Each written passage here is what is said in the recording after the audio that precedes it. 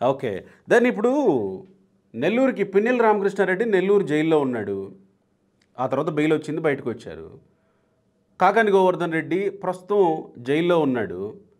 అయితే కాకాని గోవర్ధన్ రెడ్డికి సంబంధించి మీరు కీలకమైన వ్యాఖ్యలు మొన్న చేశారు ఈ మధ్యకాలంలో. కాకాని గోవర్ధన్ రెడ్డి తల వెంట్రుకలు ఇంకా డై ఏసినట్టు అలానే నల్లగా ఉన్నాయి.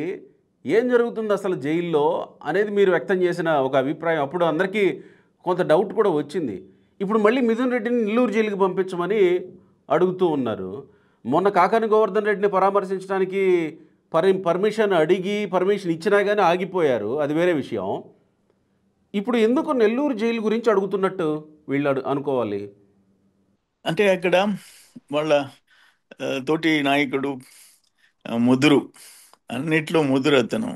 కాకలు తిరిగినోడు కాకాని గోవర్ధన్ పక్కన ఉంటే అన్ని చూసుకుంటాడు, మనకి అన్ని వసతులు ఆయనే టేక్ కేర్ చేస్తాడనే కాన్ఫిడెన్స్తో బహుశా నెల్లూరుకి పెట్టమని చెప్పుంటారు. నేను అడిగాను, మా బ్రో 2 నెలలు అయితే ఒక ఇంటికి కూడా నడవలేదు, నేను ఇప్పటికి 2 సార్లు 3 సార్లు డై చేసుకున్నాను, అదేందో ఆ టాలెంట్ అని అన్నాను. సరే, ఒకటేంటంటే జైల్లో ఉన్నాడు, ప్లస్ 3 సార్లు కస్టడీకి తీసుకున్నారు, ఒక్కోసారి 3 days ఒక్కొక్క పోలీస్ స్టేషన్లో. ఎక్కడైనా జరిగి ఉండొచ్చు అనేది ఒకటి వచ్చింది.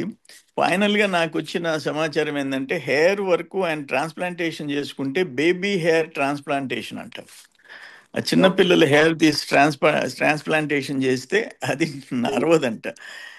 మీసాలు కట్టేసుకున్నాడా, మీసాలు కూడా నరవలేదు కదా అంటే, ఈ నడుము గనక నేను కామెంట్ చేసిన తర్వాత జాగ్రత్తలు తీసుకున్నట్టున్నారు, ఇప్పుడు మీసాల్లో 1 అర తెల్ల ఎంట్రుకలు కనిపిస్తున్నాయి.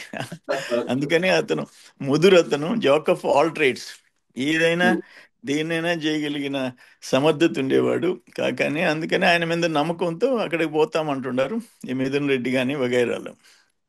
హ్మ్.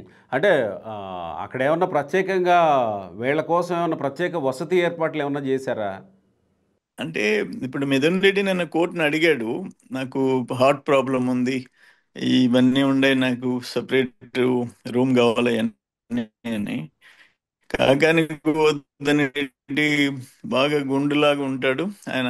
ఆయన కూడా కోర్టు పర్మిషన్ తీసుకొని వేరే రూమ్లో ఉన్నాడు, ఆయనకి బెడ్ ఫ్యాను అన్ని సపరేట్గా. ఓహోహోహో! 100 కోట్లు దోచుకున్న వాళ్ళు సకల సౌకర్యాలతో జైల్లో ఉండే పరిస్థితి ఇప్పుడు వస్తూ ఉంది. పబ్లిక్గా ఓపెన్గా పట్టుబడిన వ్యక్తి. సరే, వాట్ ఎవర్ కోర్ట్స్ డెసిషన్ని మనం ఏం కామెంట్ చేస్తాం ఇట్లా.